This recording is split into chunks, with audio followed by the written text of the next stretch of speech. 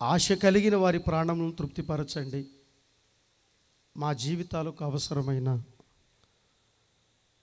ఉన్నతమైన సంగతులు మాకు అందించమని ప్రాధేయపడుతున్నాం కన్న తండ్రి.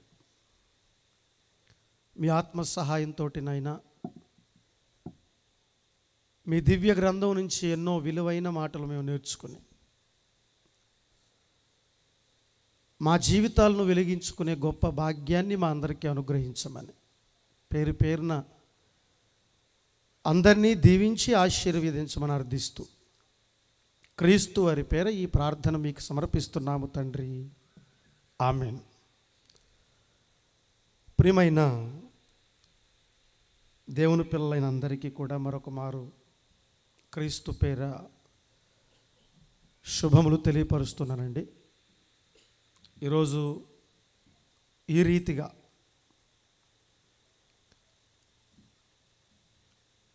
క్రీస్తుని మననం చేసుకోవటానికి,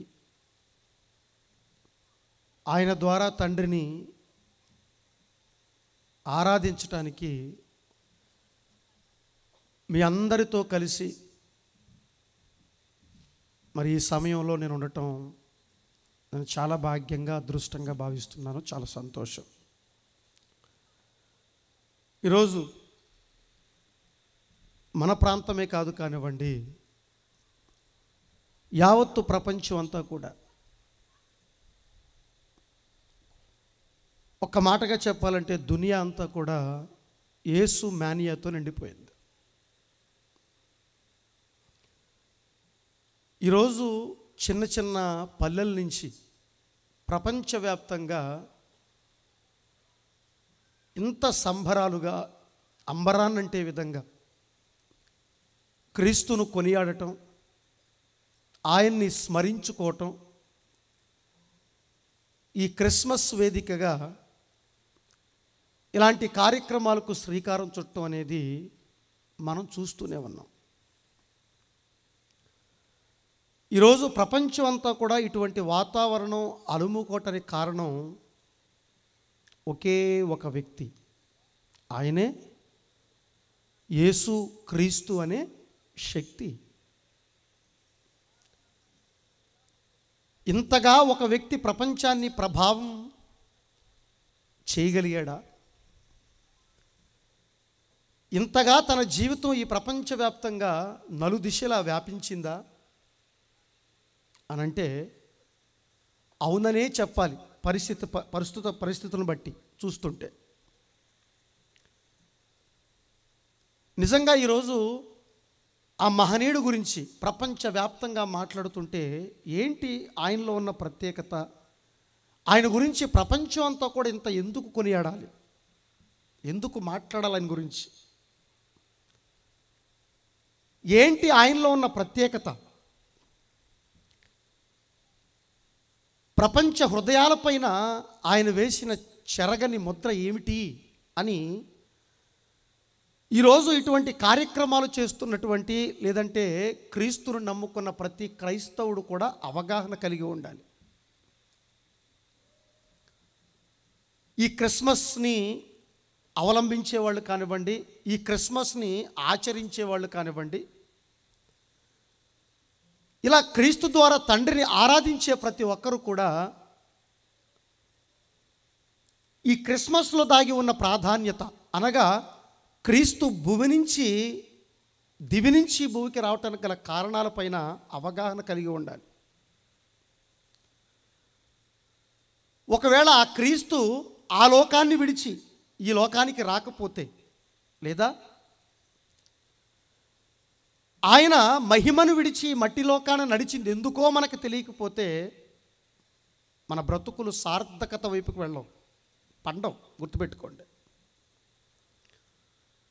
ఎంతకాలం ఇటువంటి కార్యక్రమాలు చేసినప్పటికీ, ఎంతకాలం మనం క్రీస్తును వెంబడించినప్పటికీ అందులో ఉన్న పరమార్థం మనకు అర్థం కాకపోతే మన జీవితాలు వికాసం వైపు వెళ్ళం. గుర్తుపెట్టుకోవాలి. అందుకే ఈరోజు ప్రపంచం అంతా కూడా క్రీస్తుని ఎందుకు ఆకర్షించింది, ఆయన జీవితం గురించి ఎందుకు మాట్లాడుకోవాలి, ఇంతగా ఆయన బ్రతుకు ప్రబలటానికి గల కారణం ఏంటి ఆయన ఈ ప్రపంచానికి ఎంత అవసరం అనేది ఖచ్చితంగా మనందరం కూడా తెలుసుకుని తీరాలి. గుర్తుపెట్టుకోండి, మీరు ఎన్నో సంవత్సరాల నుంచి ఇటువంటి ప్రసంగాలు వింటున్నారు. మన జీవితంలో ఎంతో కాలం నుంచి బైబిల్ గ్రంథాన్ని పఠిస్తున్నాం, ధ్యానిస్తున్నాం, మోస్తున్నాం. అయితే పఠించేవాళ్ళు కానివ్వండి, మోసేవాళ్ళు కానివ్వండి, ధ్యానించేవాళ్ళు కానివ్వండి, వాటిపైన మనకి సరైన అవగాహన లేకపోతే, వాటిలో ఉన్న ఆ పరమార్థం మనకు అర్థం కాకపోతే చాలా నష్టం కలుగుతుంది. ప్రియమైన దేవుని పిల్లలారా, జాగ్రత్తగా ఆలోచించండి. ఈరోజు గనక ప్రపంచవ్యాప్తంగా క్రీస్తుని ఇంతగా కొనియాడుతున్నారు. ఆయన వచ్చాడు గనక ఈరోజు పండగ చేసుకుంటున్నారు. ఎందుకు వచ్చాడో తెలిస్తే గనక మన జీవితం అంతా కూడా ఆనందమయమవుతుంది. అదే ఇందాక నేను వచ్చేటప్పుడు ఒక చక్కటి మాట చదివిస్తున్నాను. లూకాసు వార్త 2వ అధ్యాయంలో ఆయన రాకలో ఉన్న పరమార్థాన్ని, ఆ మాటను చదివిస్తున్నారు. 10వ వచనంలో ఏం చెప్తున్నారు చూడండి. అక్కడ లూకాసు వార్త 2వ అధ్యాయం 10వ వచనంలో ఏమని మాట్లాడుతున్నాడు చూడండి ఒకసారి. అయితే ఆ దూత ఫస్ట్ యేసుక్రీస్తు వారి గురించి ఈ ప్రపంచానికి పరిచయం చేసింది, ప్రకటన చేసింది ఎవరయ్యా అంటే దూత. పరలోకం నుంచి ఇక్కడికి వచ్చి ఒక దూత ప్రకటిస్తుంది ఆయన గురించి. ఏమని? అయితే ఆ దూత, భయపడకండి, ఇదిగో ప్రజలందరికీ, ప్రపంచవ్యాప్తంగా విస్తరించిన ప్రజలందరికీ కలగబోవు మహాసంతోషకరమైన వార్తట. ఏంటి ఆ వార్త అంటే, యేసుక్రీస్తు వారు ఈ భూపై రంగప్రవేశం చేసినప్పుడు పరమందున్న ఒక దూత ప్రకటన చేస్తుంది ఈ ప్రపంచానికి. ఆయన ఎందుకు ఈ భూప్రపంచం పైన రంగప్రవేశం చేశాడు? ఎందుకు పరమును వీడి ఈ భూప్రపంచం పైకి వచ్చాడు అనంటే, మానవ ప్రజానికంలో సంతోషాన్ని కలిగించటానికట. ప్రపంచ ప్రజలందరికీ రక్షణ కలిగించటానికట. అంటే యేసుక్రీస్తు వారు ఈ భూమి మీదకి రాకముందు ఈ ప్రపంచంలో సంతోషం లేదా? ఆలోచించండి ఒకసారి. యేసు స్వామి ఈ ప్రపంచం పైకి వచ్చేటప్పుడు, అంటే రాకముందు ఈ ప్రపంచానికి ఆనందం లేదంటే ఉంది. ఎటువంటి ఆనందం ఈ ప్రపంచంలో ఉంది అనంటే, ఎటువంటి సంతోషం ఈ ప్రపంచంలో అలుముకుందంటే, చీకటి సంబంధమైన ఆనందం ఈ ప్రపంచంలో విస్తరించింది. వెలుగు సంబంధమైన ఆనందం ఈ ప్రపంచంలో లేదండి. అది ఎప్పటికీ లేదండి. గుర్తుపెట్టుకోండి, అది ఎప్పటికీ లేదు. యేసుక్రీస్తు వారు ఈ భూమి మీదకి వచ్చి ఈ ప్రపంచానికి కలిగించేది ఏంటయ్యా అంటే, అక్కడ దూత చెబుతుంది. ఏమనంటే, వెలుగు సంబంధమైన ఆనందాన్ని ఈ ప్రపంచ హృదయాల్లో నింపటానికి ఆయనకు వచ్చాడట ఈ భూమి మీదకి. అందుకే రక్షకుడు పుట్టాడు, అందుకే రక్షకుడు అరుదించాడు అని చెబుతున్నాడు. అలాగే 14వ వచనంలో మాట చెప్తున్నాడు చూడండి, కిందకు వచ్చేసరికి. యేసుక్రీస్తు వారి రాకట చూడండి. యేసుక్రీస్తు వారి జీవితం ఈ భూమి మీద పరమందున్న, ఆ పరలోకమందున్న చూడండి ఏం చెప్తున్నాడు అక్కడ, సర్వోన్నతమైన స్థలములలో దేవునికి మహిమ. చూడండి, లోకా గారు ఎంత చక్కగా చెబుతున్నాడు. జాగ్రత్తగా మీరు ఆలోచిస్తే, సర్వోన్నతమైన స్థలములలో యేసుక్రీస్తు వారి జీవితం మహిమ కలిగించింది, ఆనందాన్ని కలిగించింది అక్కడ కూడా. అంటే ఒక మాటగా చెప్పాలంటే, క్రిస్మస్ అనగా క్రీస్తుని ఆరాధించటం, క్రీస్తుని అనుసరించటం, దానికి అర్థం గుర్తుపెట్టుకోండి. క్రిస్మస్ అంటే ఏంటి? క్రీస్తుని ఆరాధించటం, క్రీస్తుని వెంబడించటం. పరమందున్న దేవుడు ఏం కోరుకున్నాడంటే, ఈ క్రిస్మస్ ద్వారా ఈ ప్రపంచంలో ఉన్న ప్రతి ఒక్కరూ కూడా క్రీస్తుని అనుసరించాలి, ఆయన్ని ప్రేమించాలి, ఆరాధించాలని కోరుకున్నాడు. ఈ భూమి మీదకి వచ్చిన క్రీస్తు ఏం కోరుకున్నాడంటే, ఈ మనుషుల ద్వారా పరమందున్న దేవునికి మహిమ కలగాలని ఆయన కోరుకున్నాడు. ఈ రెండిటి మధ్య ముడిపడినదే క్రిస్మస్. గుర్తుపెట్టుకోవాలి మీరందరూ కూడా. మరలా చెబుతున్నాను, ఫస్ట్ యేసుక్రీస్తు వారిని ఈ భూమి మీదకి పంపించడంలో తండ్రి అయిన దేవుని ఉద్దేశం ఏమిటయ్యా అంటే, ఈ భూప్రపంచంలో ప్రతి ఒక్కరూ కూడా క్రీస్తుని అనుసరించాలి, క్రీస్తుని ప్రేమించాలి. ఎప్పుడైతే ఈ ప్రపంచంలో ప్రతి వ్యక్తి కూడా క్రీస్తుని ప్రేమిస్తాడో, క్రీస్తుని అనుసరిస్తాడో, వెలుగు సంబంధమైన ఆనందం మన జీవితాల్లోకి ఆహ్వానింపబడుతుంది. First point.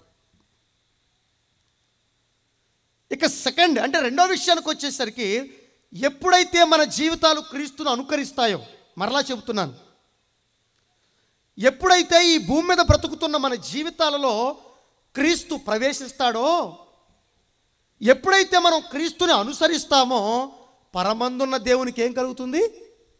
మహిమ కలుగుతుంది. ఇప్పుడు ఈ రెండు విషయాల గురించి మనం ఆలోచిస్తే, ఈరోజు క్రీస్తుని నమ్మిన, క్రీస్తు ద్వారా దేవుడిని నమ్మిన వారి జీవితాల్లో మనకి క్రీస్తు కనబడుతున్నాడా? మొట్టమొదటి ప్రశ్న. రెండోది, మన జీవితాల ద్వారా తండ్రి అయిన దేవుడు మహిమపరచబడుతున్నాడా అని ఆలోచించుకుంటూ ముందుకెళితే, ఏ ఉద్దేశంతో అయితే యేసుక్రీస్తు వారు, ఏ ఉద్దేశంతో అయితే ఆ దైవం దేహాన్ని దాల్చుకుని దీనత్వాన్ని ధరించుకుని ఈ భూమి మీదకి వచ్చాడో, ఏ వెలుగు సంబంధమైన ఆనందాన్ని ఈ ప్రపంచానికి పంచడానికి యేసుక్రీస్తు వారు ఈ భూమి మీదకి వచ్చి తన జీవితాన్ని త్యాగం చేశాడో, తన బ్రతుకుని ఈ మానవ ప్రపంచం కోసం పణంగా పెట్టాడో, ఆ ఉద్దేశాన్ని బైబిలు పట్టిన క్రైస్తవులే విస్మరిస్తే, బైబిలు పట్టిన ఈరోజు దైవ జనాంగమై ఈ విషయాన్ని మరిచిపోతే, ప్రపంచ ప్రజానికానికి ఈ విషయం ఎలా తెలుస్తుందో ఒక్కసారి మీరు ఆలోచించండి. మనసు పెట్టి ఆలోచించాలి మనం. ఈరోజు క్రీస్తును పంపించడం వెనకాల మన జీవితాల్లో వెలుగు సంబంధమైన ఆనందం ఉంది.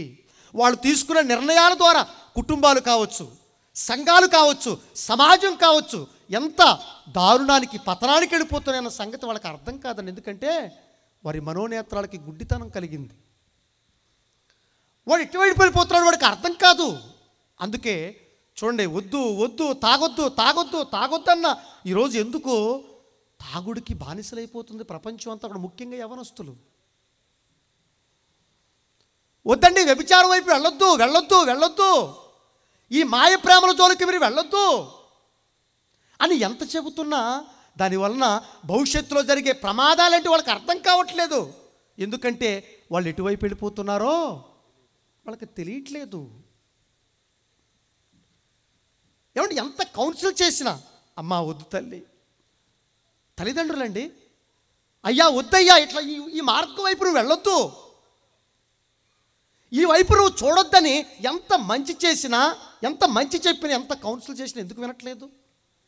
ఎందుకు మాటలు పట్టించుకోవట్లేదంటే, చెప్పాడు కదండి, చీకటి వారి కన్నులకు గుడ్డితనం కలగజేసిద్దట.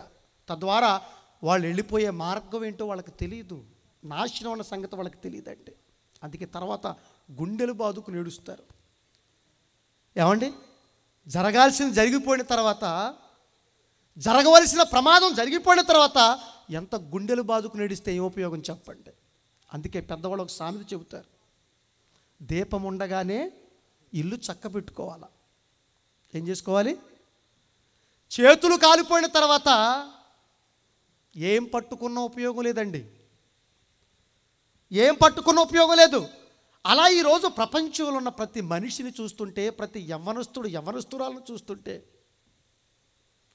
చాలా బాధ కలుగుతుంది. ప్రియ దేవుని పిల్లలారా, వాళ్ళకి ఏం చెప్పాలి, ఏం చెప్పి వెలుగు వైపు వాళ్ళని తిప్పాలి,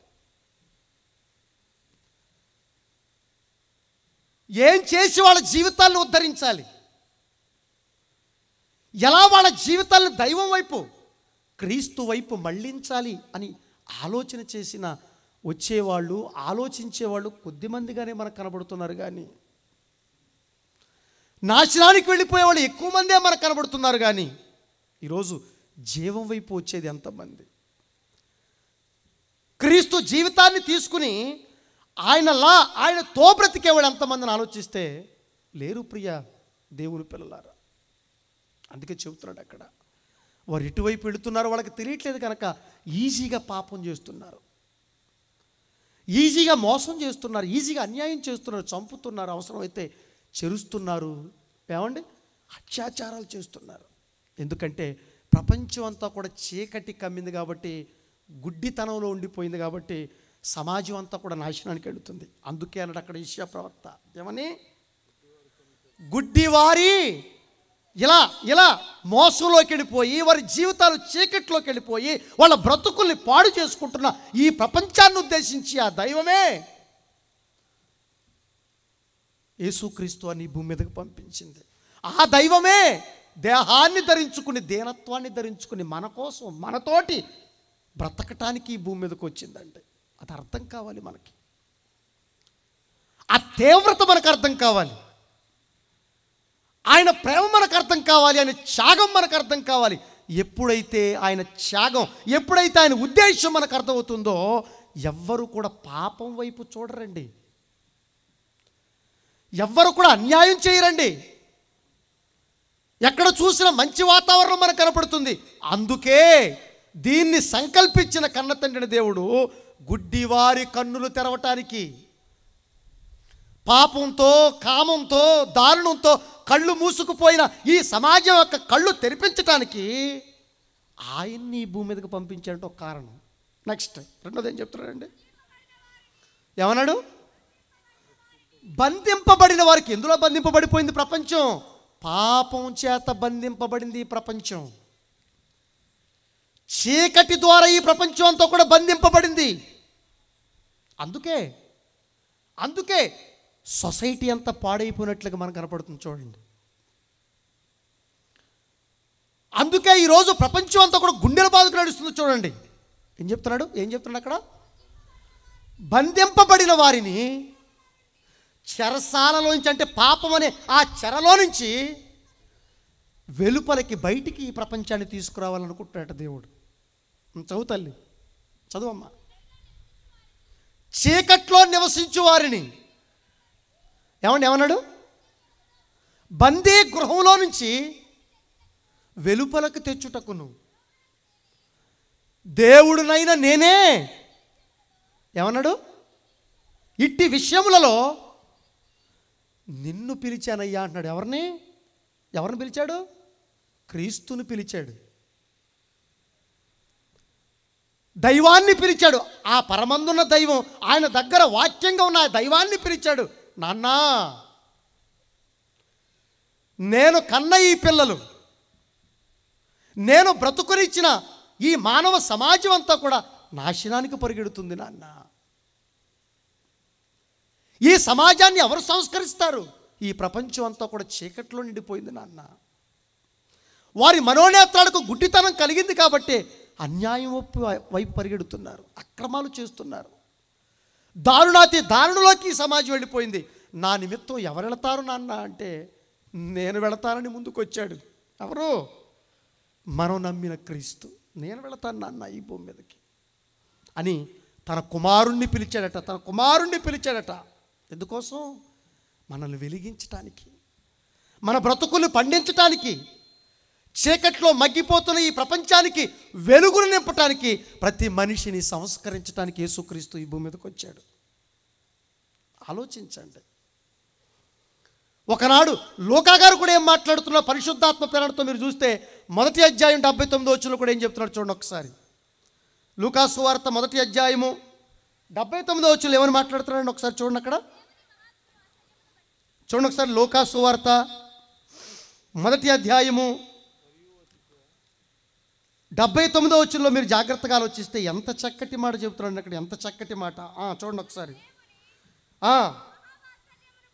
మన దేవుని మహావాత్సల్యమును బట్టి వారి పాపములను క్షమించుట వలన తన ప్రజలకు రక్షణ జ్ఞానము ఆయన అనుగ్రహించున్నట్లు ఆయన మార్గములను సిద్ధపరచుటకై నీవు ప్రభువును ముందుగా ఏమన్నాడు? ముందుగా నడుతూ, ప్రభువునకు ముందుగా నడుతూ అని చెబుతున్నాడు. ఎవరికి? బాప్తిస్మ ఇచ్చే యోహానికి. తర్వాత ఎవరికి ఎందుకు వస్తారు చెప్తున్నాడు చూడండి. మన పాదములను సమాధాన మార్గంలోకి నడిపించున్నట్లు చెబుతున్నాడు చూడండి ఒకసారి.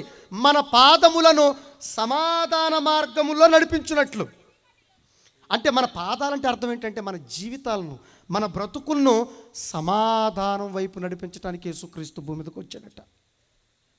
నెక్స్ట్ తర్వాత ఏమన్నాడు? చీకటిలోను మరణ ఛాయలోను కూర్చుండు వారికి వెలుగునిచ్చుటకై ఆ మహావాత్సల్యమును బట్టి.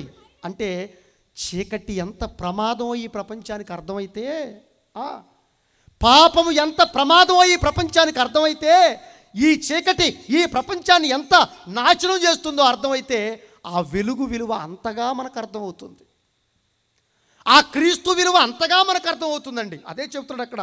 ఏమని చెప్తున్నాడు చూడండి.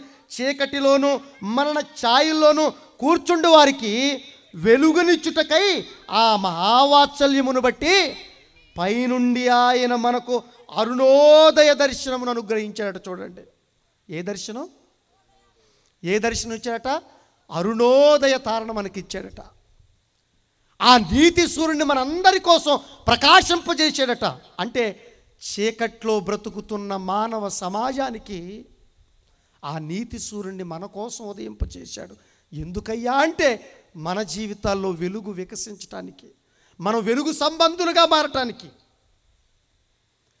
క్రీస్తులా మనం అందరం కూడా జీవించటానికి, తద్వారా కన్న తండ్రిన దేవునికి మహిమకరంగా మన బ్రతుకులు మారటానికి అంత సంకల్పిస్తే ఈరోజు ఈ విషయాలపైన మనందరికీ అవగాహన ఉందా? మీరు చెప్పండి. మన జీవితాల్లో ఉన్న ఆ పాపాన్ని, మన బ్రతుకుల్లో ఉన్న ఆ అన్యాయాన్ని, ఆ అశుద్ధతను మనం తీసుకుంటున్నామని ఒక్కసారి మీరు అందరూ కూడా ప్రశ్న వేసుకోండి. ప్రియమైన దేవుని పిల్లలారా, రావాలండి, ఆ వెలుగును మనం తీసుకోవాలండి. ఆ వెలుగే గనక మనకుంటే, ఆ దైవ భావజాలమే గనక మన జీవితాల్లోకి ఆహ్వానించుకుంటే మన బ్రతుకుల్లో చీకటి ఉండదండి. మన జీవితాల్లో, మన బ్రతుకుల్లో ఏమండి పాపం ఉండదు. ప్రియమైన దేవుని పిల్లలారా, అందుకే యేసుక్రీస్తు అని అంత గొప్పగా మహిమపరిచాడు కన్న తండ్రి దేవుడు. ప్రతి మనిషిని ఆయన వైపు చూసే విధంగా చేశాడు. ప్రపంచ నలుచెరుగులు ఆయన జీవితాన్ని ప్రపంచానికి మాదిరిగా పెట్టాడు. ఆయన కనుసన్నల్లో మనందరం కూడా బ్రతకాలని, అప్పుడే మన బ్రతుకులు బాగుంటాయి. అందుకే యేసుక్రీస్తు వారు భూమి మీదకి వచ్చి బాధపడ్డాడంట మన కోసం. ఎందుకు? మన బ్రతుకులు బాగుండాలని ఆయన బాధపడ్డాడు. ఎవరు బాధపడ్డారు? మన జీవితాలు బాగుండాలని యేసుక్రీస్తు వారు బాధపడ్డాడట. అదే పేతురు గారు చెప్తాడు. పేతురు గారు రాసిన మొదటి పత్రిక 2వ అధ్యాయము 21వ వచనం ఏం చెప్తున్నాడు చూడండి. ప్రియమైన దేవుని పిల్లలారా, పేతురు గారు రాసిన మొదటి పత్రిక ఏం చెప్తున్నాడండి? పేతురు గారు రాసిన మొదటి పత్రిక 2వ అధ్యాయము 21వ వచనం, క్రీస్తు కూడా మీ కొరకు బాధపడి. ఎందుకు మన కోసం బాధపడాలి ఆయన? మన బ్రతుకులు బాగుంటాయని భూమి మీదకి రావాల్సిన పని లేదండి. మన జీవితాలు బాగుంటాయని బాధపడాల్సిన అవసరం లేదండి. ఎప్పుడు బాధపడతాం చెప్పండి? మన పిల్లలు మన మాట వింటున్నారు అనుకోండి, మనం బాధపడతామా? ఏమండి? మన సమాజం అంతా బాగుందనుకోండి, మనం బాధపడతామా? ఏమండి? మన తమ్ముళ్ళు, మన చెల్లెళ్ళు, మన అన్నలు బాగుంటే మనం బాధపడతామా? బాధపడం, సంతోషపెడతాం. అలాగే ఈ ప్రపంచం అంతా కూడా బాగుంటే ఆయన ఎందుకు బాధపడతాడు? ఆయన ఎందుకు ఆ మహిమను విడిచి మట్టి లోకానికి వస్తాడు చెప్పండి? మనం అందరం బాగుంటే ఆయన ఎందుకండి సిలువను ఎక్కుతాడు? మన జీవితాలు బాగుంటే ఆయన బ్రతుకెందుకండి మన కోసం తర్పణ గావించబడుతుంది చెప్పండి? అందుకే చెబుతున్నాడు, క్రీస్తు కూడా మీ కొరకు బాధపడి. ఎందుకు బాధపడ్డాడంటే, మన జీవితాలను చూసి ఎందుకు బాధపడ్డాడంటే, మన బ్రతుకులు చీకట్లో మగ్గిపోతుంటే చూడలేని ఆ మహనీయుడు, ఆ దైవం ఈ భూమి మీదకి వచ్చి ఏం చేసిందో తెలుసా? తన జీవితాన్ని మన కళ్ళ ముందు పెట్టింది. ఎలాగంటే తన అడుగు జాడల్లో మనందరం కూడా నడుచుకుని వెళ్ళాలట. ఎవరు అడుగు జాడల్లో? క్రీస్తు యొక్క అడుగు జాడల్లో మన బ్రతుకులు ముందుకు సాగిపోవాలట. తన అడుగు జాడల్లో మనందరం కూడా నడుచుకుని వెళ్ళాలని మనందరికీ మాదిరి ఉంచిపోయాడట. యేసుక్రీస్తు వారి జీవితం మనందరికీ ఏంటి? Role model. యేసుక్రీస్తు వారి జీవితం మనందరికీ మాదిరి అండి. ఆయన జీవితాన్ని మాదిరిగా పెట్టుకుంటే, ఆయన బ్రతుకుని మనలోకి తెచ్చుకుంటే, ఆహా, మన కుటుంబాల్లో ఎంతమంది క్రీస్తులు కనబడతారు, ఎంత మంచి భక్తులు కనబడతారు, ఎంత మంచి పిల్లలు కనబడతారు. ఈ భావజాలాన్ని ఈ సమాజంలో నింపాల్సిన బాధ్యత మనదే. క్రీస్తు జీవితాన్ని ఈ ప్రపంచానికి పరిచయం చేయవలసిన బాధ్యత మనదే. యేసుక్రీస్తు వారి జీవితాన్ని ఈ ప్రపంచానికి పరిచయం చేయవలసిన ఆ బాధ్యత మనం తీసుకోవాలి. ప్రియమైన దేవుని పిల్లలు, ఆలోచించండి ఒకసారి. ఎలా పరిచయం చేయాలి? బైబిల్ చెప్తే వింటారా అండి? బైబిల్ చెప్తే మనమే వినం. మనం వింటావా? బైబిల్ చెప్తే మనం వింటావా అండి? మనమే వినం. మనం ఒకవేళ బైబిల్ చెప్పింది వినుంటే ఈరోజు మన జీవితాలు మరోలా ఉండేవి. దేవుడు చెప్పినట్టుగా ఉండేవి, దేవుడు కోరుకున్నట్టుగా ఉండేవి. కానీ లేవు. మనమే బైబిల్ చెప్తే వినకపోతే ఇక బయట వాళ్ళు వింటారా? వినరు. అయినప్పటికీ నువ్వు బైబిల్ని ఈ ప్రపంచంలోకి ఎలా తీసుకెళ్ళాలంటే నీ బ్రతుకులో బైబిల్ని చూపించాలి. గుర్తుపెట్టుకో. నీ జీవితంలో క్రీస్తును చూపించాలి. నువ్వు నడుచుకుని అలా వెళుతుంటే నీలో క్రీస్తు కనబడుతుంటే ప్రపంచం అంతా కూడా ఆశ్చర్యపోవాలి. క్రీస్తులో ఉన్న వెలుగు నీలో వికసిస్తుంటే, పరిమళిస్తుంటే ఈ ప్రపంచంలో ఉన్న ప్రతి ఒక్కరు కూడా విస్తుపోవాలి. పరమందున్న దేవుణ్ణి మహిమపరచాలండి. దేవుడు ఎప్పుడు మహిమపరచబడతాడో తెలుసా? మనం పాట పాడినప్పుడు కాదండి. దేవుడు ఎప్పుడు మహిమపరచబడతాడంటే మనం ప్రార్థన చేసినప్పుడు కాదండి. దేవుడు ఎప్పుడు మహిమపరచబడతాడంటే ఇలా ప్రసంగాలు చెప్పినప్పుడు కాదండి. ఎప్పుడో తెలుసా? మనుషులు ఎదుట నువ్వు వెలిగినప్పుడు, ప్రకాశించినప్పుడు అంటాడు. మత్తయి సువార్త 5:16 తర్వాత చదువుకోండి. ఏం చేయాలట? ప్రతి యవ్వనుడు, ప్రతి యవ్వన స్త్రీ, ప్రతి క్రైస్తవుడు, ప్రతి క్రైస్తవురాలు ఏం చేయాలంటే మనం అందరూ కూడా ప్రకాశించాలి, వెలగాలి. క్రిస్మస్ వచ్చింది కాబట్టి కొత్త బట్టలు వేసుకుని మనం ప్రకాశించడం కాదు, మన దేహం ప్రకాశించడం కాదు, మన జీవితం వెలగాలి. నీ ద్వారా తండ్రికి మహిమ రావాలి. నువ్వు క్రీస్తు అడుగుజాడలో నడుస్తుంటే ప్రతి వ్యక్తి కూడా దేవుడి దగ్గరికి పరిగెత్తుకుని రావాలి. అట్లాంటి సాక్ష్యం కలిగి మనందరం కూడా బ్రతకాలండి. అలాంటి సాక్ష్యం కలిగి బ్రతకాలండి. కానీ అట్లాంటి బ్రతుకులు మనలో ఉన్నాయా? మనల్ని చూస్తే మనకే అసహ్యం కలుగుతుంది. మనల్ని చూస్తే మనకే యావగింపు వస్తుంది. మనల్ని మన తల్లిదండ్రులే మెచ్చట్లేదే, మనల్ని మన వాళ్ళే అసహ్యించుకున్నప్పుడు ఇక బయట వాళ్ళకి ఎలా ఉంటుంది? ఇక దేవుని ఎప్పుడు పరిచయం చేయాలి? అంత త్యాగం చేసిన యేసుక్రీస్తు వారిని ఈ ప్రపంచానికి ఎప్పుడు మనం చూపించాలి? ఆలోచన చేయండి. ఒక్కసారి మనసు పెట్టండి. ఈరోజు వెలిగే వాళ్ళు లేరండి. ఆ వెలుగును తీసుకున్న మనందరం కూడా వెలుగు సంబంధులుగా బ్రతకాలన్నాడు. ఐఎమ్ లైట్ అన్నాడు యేసుక్రీస్తు వారు. నేను వెలుగుని, మిమ్మల్ని వెలిగించడానికి వచ్చాను. మీరేం చేయాలి? వెలగాలి. ప్రభు నందు మీరందరూ కూడా వెలుగు అంటాడు పౌలు గారు. ప్రభు నందు మీరందరూ కూడా వెలుగు సంబంధులు, ప్రకాశించాలి. ప్రభు దగ్గరకు వచ్చిన ప్రతి జీవితం కూడా ప్రకాశించాలని దేవుడు కోరుకున్నాడు. కానీ ఈరోజు ప్రకాశమానంగా మన బ్రతుకులు ఉన్నాయా? చీకట్లో మన బ్రతుకులు మగ్గిపోతున్నాయా? ఆలోచించండి ఒకసారి. వెలుగు సంబంధులైతే చెబుతాడు, వెలుగు సంబంధులైతే సమస్త విధములైన మంచితనం మనలో కనబడుతుంది. వెలుగు సంబంధులైతే మనలో నీతి కనబడుతుంది. వెలుగు సంబంధులైతే మనలో దేవుడు కోరుకున్న భక్తి కనబడుతుంది. ఎవరిని బాధ పెట్టవండి, ఎవరిని ద్వేషించవండి, ఎవరిని పాడు చేయవండి, తల్లిదండ్రుల్ని అంతకంటే బాధ పెట్టవండి, ఎవరికి కూడా మోసం చేయవండి. క్రీస్తులా మనం బ్రతుకుతాం. క్రీస్తు జీవితాన్ని చూడండి ఒకసారి. యేసుక్రీస్తు వారి జీవితం గురించి ఒకసారి మీరు ఆలోచించండి. నిజంగా ఆయన బ్రతుకు గురించి ఆలోచిస్తుంటే ఆయన బ్రతుకులో ప్రేమ, ఏ ప్రేమ? మహోన్నతుని ప్రేమ, ప్రాణం పెట్టే ప్రేమ అండి. ప్రాణం తీసే ప్రేమ కాదు అయింది. ఎదుటి వాళ్ళని బాధ పెట్టే ప్రేమ కాదు, తనను తాను బాధ పెట్టుకునే ప్రేమ అయినది. ఎదుటి వాళ్ళని సంతోషపెట్టడం కోసం. ఈరోజు మనలో అటువంటి ప్రేమ ఉందా అండి?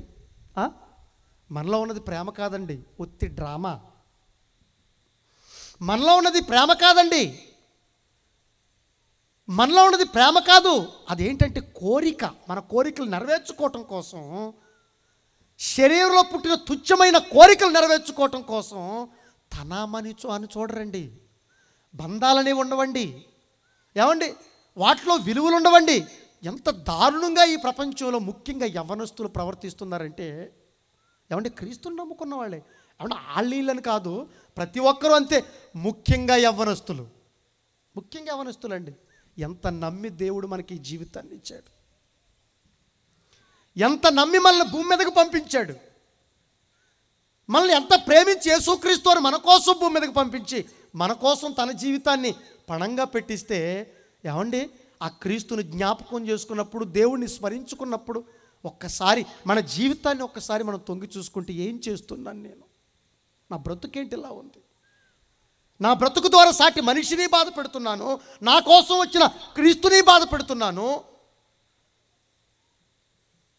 నాకు జీవితాన్ని ఇచ్చిన ఆ తండ్రిని నేను బాధ పెడుతున్నానే, ఇందరిని బాధ పెట్టే జీవితం నాకెందుకన్నా ఆలోచన ఎవరికైనా ఉంటుందా? మీరు చెప్పండి, ఉంటుందా చెప్పండి? లేదండి. అలా వెలుగు సంబంధమైన మంచితనం ఎవరిలో కనపట్లేదు, వెలుగు సంబంధమైన భక్తి ఈరోజు సమాజంలో కనబడటం లేదు. కనీసం సంఘాల్లోనైనా కనబడుతుందా? ఒక్కసారి మనందరం కూడా ప్రశ్న వేసుకోవాలా. అదే చెబుతున్నాడు. కాబట్టి వెలుగు దగ్గర ఉన్న మనం అందరం కూడా ప్రకాశించాలి, వెలగాలి, సమాజాన్ని మనమే బాగు చేయాలి. సమాజాన్ని బాగు చేయాలంటే ముందు మనల్ని మనం బాగు చేసుకోవాలండి,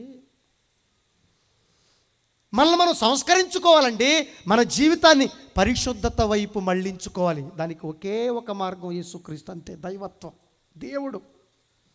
దేవుడు మన బ్రతుకులో లేకపోతే, క్రీస్తు మన జీవితాల్లో లేకపోతే, ఆ క్రీస్తుకు ప్రతిరూపమైన వాక్యం మన బ్రతుకులో రాజ్యమేలకపోతే మన బ్రతుకులు బాగుండవు, చీకట్లోనే మగ్గిపోతాయండి. గుర్తుపెట్టుకోండి, చీకట్లోనే ఉండిపోతాయి. అలా చీకట్లో బ్రతికటం మీకు ఇష్టమా? ఇలా చీకట్లోనే మన జీవితాలు ముగించుకోవటం మీకు ఇష్టమా? అలా ఉండటానికి వీల్లేదండి. అది తండ్రి అయిన దేవుని ఆలోచన కాదు. అందుకే క్రీస్తు మీ కొరకు బాధపడి తన అడుగు జాడల్లో మీరందరూ కూడా నడుచుకున్నట్లు ఏం చెప్పాడు? మనందరికీ మాదిరి ఉంచిపోయాడంట. మాదిరి అంటే మనం ఎలా బ్రతకాలో మనకి నేర్పించి వెళ్ళిపోయాడు యేసుక్రీస్తు వారు. మన జీవితాల్లో మన గుణగణాలు ఎలా ఉండాలో మనందరికీ సాదృశ్యంగా చూపించి ఆయన ఆరోహణ అయిపోయాడు. మన బ్రతుకులో చక్కటి సుగుణాలు రావాలని తన జీవితాన్ని మన కళ్ళ ముందు పెట్టాడు. చూడండి యేసుక్రీస్తు వారి జీవితాన్ని ఒక్కసారి చూస్తున్నావా? నిజంగా యేసుక్రీస్తు వారి జీవితమే గనక మనకి స్పష్టంగా అర్థమైతే, యేసుక్రీస్తు వారి త్యాగమే గనక ఈ ప్రపంచానికి స్పష్టంగా అర్థమైతే, ఎవ్వరు కూడా చిన్న తప్పు కూడా చేయరండి, ఇంత కూడా ఎవరిని బాధ పెట్టరండి. కానీ ప్రతి నిత్యం మనం అందరినీ బాధ పెడుతూ బ్రతుకుతున్నామంటే, అందరినీ వేధిస్తున్నామంటే, అందరినీ ఏమంటే కాలరాస్తున్నామంటే, రాక్షసంగా ఈరోజు మనుషులు బ్రతుకుతున్నారంటే, కనీస నైతిక విలువలు లేకుండా బ్రతుకుతున్నారంటే కారణం ఏంటో తెలుసా? మాదిరి ఉంచిపోయిన ఆయన జీవితం ఈరోజు మన బ్రతుకుల్లో కనబట్లేదండి. ఆ ఉన్నతమైన మాటలు మన జీవితంలో కనబట్లేదు. ప్రియమైన దేవుని పిల్లలారా, ఏవో మాటలు పలుకుతున్నారు, ఏవో మాటలు మన జీవితాల్లో ఫేమస్ అవుతున్నాయి, కానీ దేవుని మాటలు మన జీవితాల్లో ఫేమస్ అవుతున్నాయి చెప్పండి. ఎవడో వచ్చి చెప్పాడు, తగ్గేదేలే అన్నాడు. ఆ మాట చూడండి, ప్రతి సందులో, ప్రతి గొంతులో, చిన్నవాడి నుంచి పెద్దవాడి వరకు ప్రతి ఒక్కడు తగ్గేదేలే. తగ్గరంట. ఆ మాటకి ఎక్కువ విలువ ఉందా? యేసుక్రీస్తు ఆ లోకాన్ని విడిచి ఈ లోకానికి వచ్చి, రే నాన్న తగ్గి బ్రతకండ్రా, మీ జీవితాలు బాగుంటాయని చెబితే ఆ మాట ఫేమస్ అయిందా? మీరు చెప్పండి. తగ్గించుకోమంటే ఎవరైనా తగ్గించుకుంటారండి? లోబడమంటే ఎవరైనా లోబడతారండి? మాట వినమంటే ఎవరైనా వింటారండి? అది యేసుక్రీస్తు చెప్పాడు భూమి మీదకి వచ్చి. ఈ మాటలు కనీసం క్రైస్తవ యవ్వన బిడ్డలైనా పాటిస్తుందా? మీరు చెప్పండి. ఒక సినిమా వాడిని అనుకరించినట్టుగా, ఒక రాజకీయ నాయకుడిని అనుకరించినట్టుగా మన కోసం ప్రాణం పెట్టిన క్రీస్తుని మాత్రం ఈరోజు ప్రపంచం అనుసరించలేకపోతుంది. కానీ ఆయన జీవితం ఆదర్శప్రాయం, ఆయన బ్రతుకు అనన్య సామాన్యం. ఆయన జీవితాన్ని చూస్తుంటే ఆహా ఎంత మంచి జీవితం అని గుర్తుకు రాగానే నిజంగా ఒక వైబ్రేషన్ అండి. యేసుక్రీస్తు వారి జీవితం గుర్తుకు రాగానే ప్రేమ, శాంతి, సమాధానం, క్షమ, చక్కటి లక్షణాలు మనకు కనబడుతున్నాయే. పాపం లేని జీవితం, తప్పు లేని జీవితం, కళంకం లేని జీవితం ఆయనలో మనకు కనబడుతున్నప్పుడు ఆయన నమ్ముకున్న మనం కూడా అలాగే కళంకం లేకుండా బ్రతకాలి కదండి. ఆయన్ని వెంబడిస్తున్న మనం కూడా చక్కగా మన జీవితాలను జాగృతి చేసుకోవాలి కదండి, భద్రం చేసుకోవాలి కదండి. అలా ఉన్నామండి చెప్పండి. ఇంకా ఎప్పుడండి మనం పుట్టినందుకు, మనం బ్రతుకుతున్నందుకు, ఆ దేవుడు మన కోసం ఇన్ని చేసినందుకు ఆ దేవుని రుణాన్ని ఎలా తీర్చుకోవాలి? మనం ఆ దైవానికి సంతోషాన్ని ఎలా తీసుకురావాలి? మనం క్రీస్తు చేసిన త్యాగానికి మనం ఎప్పుడు సార్థకత తీసుకురావాలండి. ఆలోచన చేయండి. ఇట్లాంటి మాటలు, ఇట్లాంటి ఆలోచనలు మన జీవితంలోకి రావాలండి. నిజంగా క్రీస్తే మనకి మాదిరా? క్రీస్తు మాటే మన జీవితానికి మాదిరా? దేవుడే మన జీవితానికి ఆదర్శమా? దైవత్వమే మనకి శిరోధార్యమా? మీరు చెప్పండి. కాదండి, దెయ్యం అండి. దెయ్యం మాటలు ఈ ప్రపంచానికి మాదిరైపోయింది. కాని మాటలు, వినకూడని మాటలు, చూడకూడని కార్యక్రమాలు ఈరోజు మానవ జీవితాలకి మాదిరైపోయినాయి అండి. మరి ప్రాణత్యాగానికి విలువేంటి? ఆయన బాధపడిన దానికి విలువేంటండి చెప్పండి. నీకోసం, నా కోసం ఆయన బాధపడ్డాడే. నిన్ను బాగు చేయటానికి, నన్ను బాగు చేయటానికి ఆయన సిలువనెక్కాడే. నీలో ఆనందాన్ని చూడటానికి, నీలో పరిశుద్ధత చూడటానికి, నీలో పవిత్రత చూడటానికి, నీ జీవితంలో వెలుగు చూడటానికి ఆయన జీవితాన్ని ఆర్పేసుకున్నాడు కదండి. ఆయన చేతుల్లో శీలలు దింపుకున్నాడు కదండి. ఆయన ఒళ్ళంతా రక్తశక్తం అయిపోయింది కదండి. ఆయన శరీరం అంతా కూడా నాగలి చాళ్ల వల్లే దున్నబడింది కదండి. ఏమండి అవన్నీ గుర్తుకొస్తుందండి. అవన్నీ గుర్తుకొస్తుంటే, ఆ క్రీస్తు గుర్తుకొస్తుంటే ఎలా అండి మనందరికీ పాపం చేయాలనిపిస్తుంది? ఎలా అండి మనందరికీ తప్పు చేయాలనిపిస్తుంది? ఎలాగండి మనందరికీ రాక్షసానందం పొందాలనిపిస్తుంది? చెప్పండి ప్రియ దేవుని పిల్లలారా. అర్థం కాలేదండి. అర్థమైతే మనం ఎలా బ్రతుకుతామండి చెప్పండి? క్రీస్తులా బ్రతుకుతాం. ఆయనలో ఉన్న సుగుణాలు మనందరిలోకి వచ్చేవి. చెప్తున్నాడు చూడండి ఎలా బ్రతికాడో. కొన్ని మాటలు కింద చెప్తున్నాడు చూడండి. ఆయన ఎలా జీవించాడో మనం ఎలా జీవిస్తున్నామో. ఆయన బ్రతుక్కి మన బ్రతుక్కి పొంతనెక్కడా, పోలికెక్కడా? ఏం చెప్తున్నాడు చూడండి. అక్కడ ఏం చెప్తున్నాడండి? ఆయన పాపము చేయలేదట. ఎవరు? యేసుక్రీస్తు వారి జీవితంలో పాపం అనేది కనబడకపోతే, క్రీస్తును నమ్మిన నీ జీవితంలో పాపం కనబడుతుందంటే నిజంగా నువ్వు క్రీస్తును నమ్మిన వాడివేనా? నిజంగా నువ్వు క్రీస్తును ఆరాధించేవాడివేనా? నిజంగా నువ్వు క్రిస్మస్ చేసుకునేవాడివేనా? ఇదేనా మనకు చేసుకునే క్రిస్మస్? మీరు చెప్పండి. పాపం మనలో ఉంచుకుని, పాపంతో బ్రతుకుతూ క్రిస్మస్ సంబరాలు చేసుకుంటున్నావే. ఇంతకంటే అజ్ఞానం, ఇంతకంటే దారుణం ఇంకోటి ఉంటుందా? వద్దండి, అలా బ్రతకటానికి వీల్లేదు.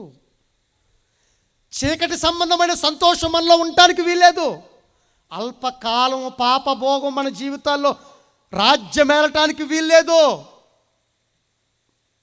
శాశ్వత ఆనందం మనలో ఉండాలి. నీతితో, న్యాయంతో, భక్తితో, యథార్థతో కూడిన ఆనందం మన జీవితాల్లో ఉండాలి. మన జీవితం ఇంకో వ్యక్తికి ఆదర్శంగా నిలబడాలి కానీ, మన బ్రతుకు ఇంకో వ్యక్తికి సంతోషాన్ని నింపాలి కానీ, మన బ్రతుకు ఇంకొకరి జీవితానికి వెలుగును నింపేదిగా ఉండాలి కానీ ఎదుటి వ్యక్తిని నాశనం చేసే విధంగా ఉండకూడదండి. ఎదుటి వ్యక్తిని బాధ పెట్టేవాడిగా ఉండకూడదండి. అది క్రైస్తవ లక్షణం కాదండి. అది క్రైస్తవురాల లక్షణం కాదండి. అదే చెప్తున్నాడు చూడతాను. ఏం చెప్తున్నాడు? ఆయనలో పాపమే లేదట. అంటే ఇప్పుడు క్రీస్తు అడుగు జాడల్లో మనం నడుచుకుంటూ ముందుకెళ్తున్నట్టు మనం కూడా ఏం చేయకూడదు? పాపం చేయకూడదండి.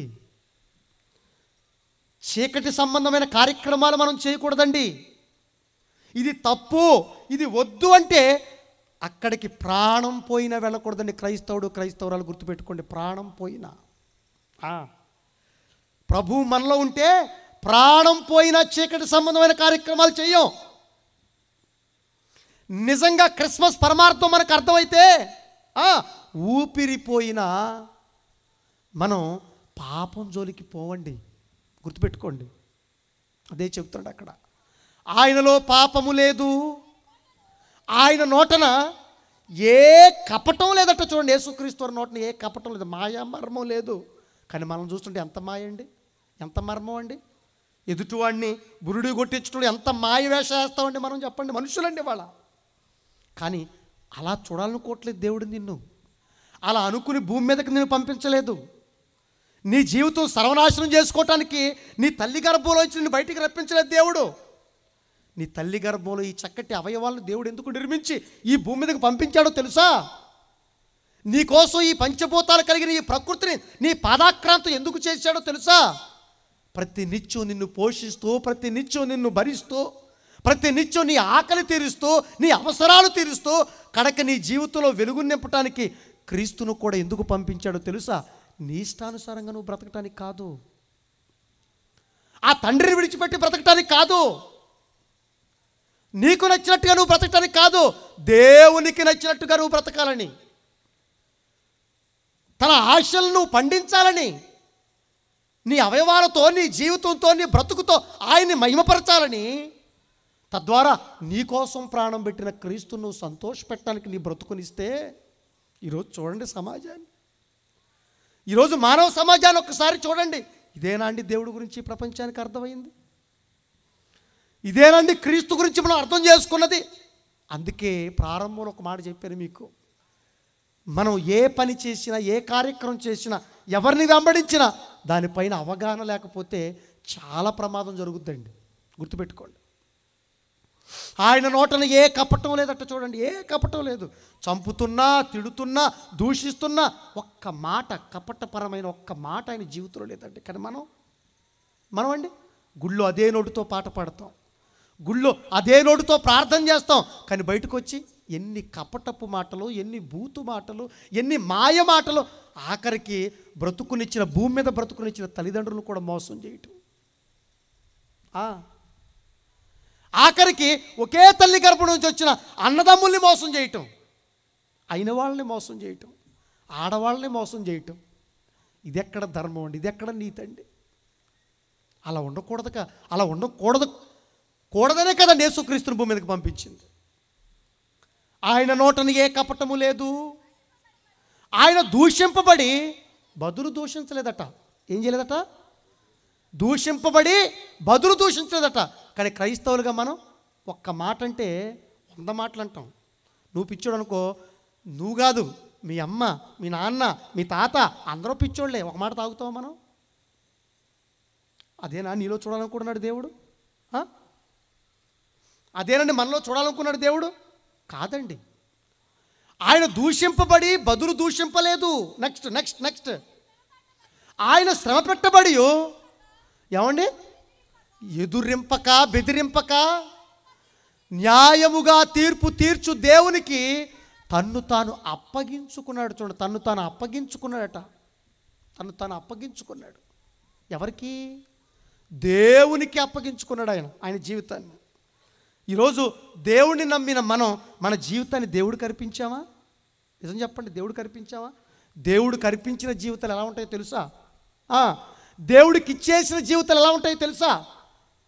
దేవుళ్ళో బ్రతుకుతున్న జీవితాలు ఎలా ఉంటాయంటే క్రీస్తులా ఉంటాయి, పౌలులా ఉంటాయి, అపోస్తుల్లా ఉంటాయి, భక్తుల్లా ఉంటాయి.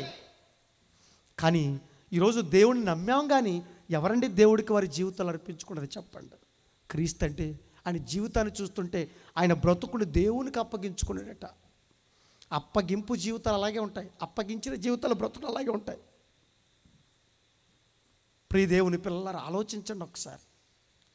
ఇలా ఆలోచించుకుంటూ పోతే ఈరోజు ప్రభువుకి అప్పగింపబడిన జీవితాలు ఎవరిలో కనబడుతున్నాయి? దేవుడికి అప్పగించలేదు మన బ్రతుకుల్ని. మన జీవితాలను దేవుడికి అప్పగిస్తే దేవుడు లక్షణాలు మనలో ఉండేవి, క్రీస్తు యొక్క జీవితం మనలో స్పష్టంగా కనబడేది. కానీ ఎవరికి అప్పగించాం? దేవుడిచ్చిన బ్రతుకుని దెయ్యానికి ఇచ్చామండి మనం.